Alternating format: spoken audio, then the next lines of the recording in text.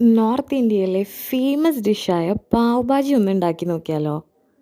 ആദ്യം തന്നെ ചൂടായ പോട്ടിലോട്ട് കുറച്ച് ഓയിലും 2 ടേബിൾ സ്പൂൺ ബട്ടർ ഇട്ട് കൊടുക്കാം.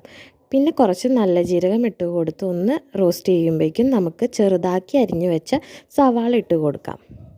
സവാള ഒന്ന് മൂത്ത് വരുമ്പോഴേക്കും നമുക്ക് തക്കാളിയും ബീട്രൂട്ടും ചെറുതാക്കി അരിഞ്ഞത് 2 ടേബിൾ സ്പൂൺ കാശ്മീരി മുളക് പൊടി ഇട്ടിട്ട് ഒന്ന് അരച്ചെടുക്കാം.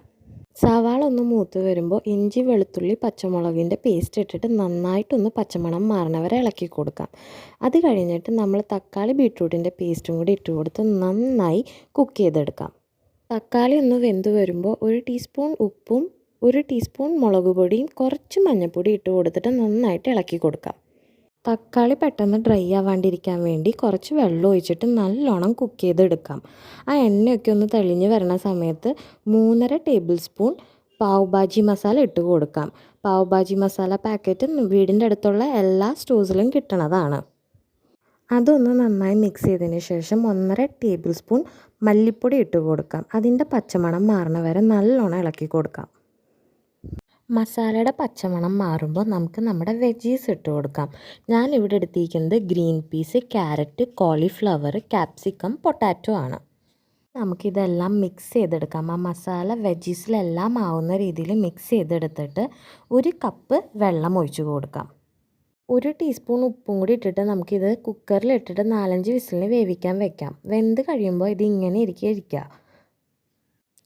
ഇനി നമുക്കിതൊന്ന് സ്മാഷ് ചെയ്തെടുക്കണം. അപ്പോൾ ഒരു സ്മാഷർ എടുത്തിട്ട് നന്നായിട്ട് കട്ടയില്ലാണ്ട് അങ്ങ് സ്മാഷ് ചെയ്തെടുക്കാം.